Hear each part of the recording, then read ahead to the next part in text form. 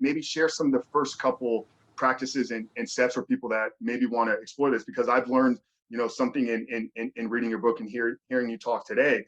I would have always said that, you know, like fasting is 0 calories. It's only water or maybe black coffee only. But as you've said here, you know, multiple times, and it's written in your book. So what is kind of like the first couple things that if people want to start fasting, like what's the easiest way for them to get it going? Well, understand that the hallmarks of fasting biologically are 2 things happening. One is you don't raise your insulin with anything you put in your mouth. So there's people say, I'm going on a fruit juice fast. I'm like, no, you raised insulin. That was on a fast. And the other one is you maintain yourself in a state called autophagy, which is when your body can digest basically cellular debris and old cells and build young cells instead.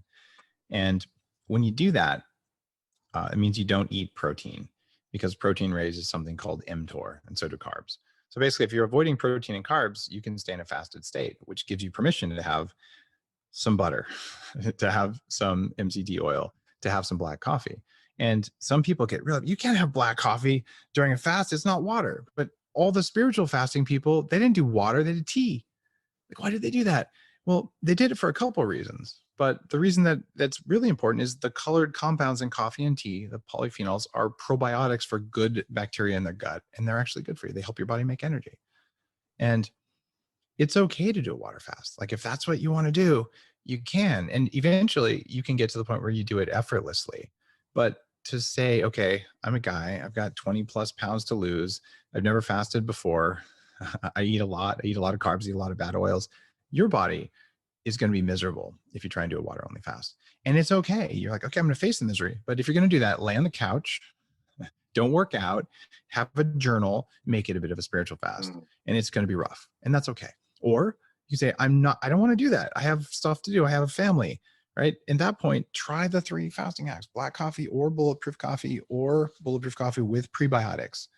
And there's no one on earth who, if you have a bulletproof, which can only be 100 calories if you want, you don't have to put very much in there.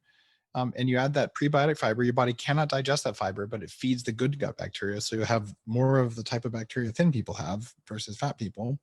And you do that while you're fasting, since the body can't absorb it, but your gut bacteria eat it. They make butyric acid, which is ketogenic anyway. So you just got more benefits during the fast, and you just didn't think about it. At that point, like, yeah, I can intermittent fast because it doesn't take any effort. It doesn't take any energy. It gives me more. And then you're off to the races. And 60 days later, you say, you know what? I think I'm going to just go this morning on black coffee. See what happens. And you've got it. And you already did the heavy lifting. It's kind of like taking someone and you take them to the gym for the first time. Like, all right, we're going to, do the WOD. We're going to go lift heavy. The next day they have rhabdo, they're like, oh my God, my muscles hurt. My kidneys are clogged with protein. This sucks. So for the average person who isn't metabolically fit to be able to start doing water fasting, you're just not going to like how you feel. And then you're not going to do it. And things that are hard to do, things that taste bad, like kale. How many people eat kale every day? And no one loves kale. It doesn't even taste good. It doesn't make you feel good. It's gross. And it's not good for you, not by a long shot. That's for 10 years I've been saying that. Oxalic acid's bad for you. And so you could say, I'm going to do all this stuff that's unpleasant. But if it's unpleasant, you're not going to keep doing it because you still have those ancient bacteria who know unpleasant things suck. And no matter how good a person you are, no matter how much willpower you have, eventually, if you do something every day that sucks and doesn't give you more energy, you will not keep doing it. And that's why for the average person to get over the hump in order to do intermittent fasting, whichever way they want, the hacks make it easy. They make it accessible. So it's those 3 things, and they're written about in the book.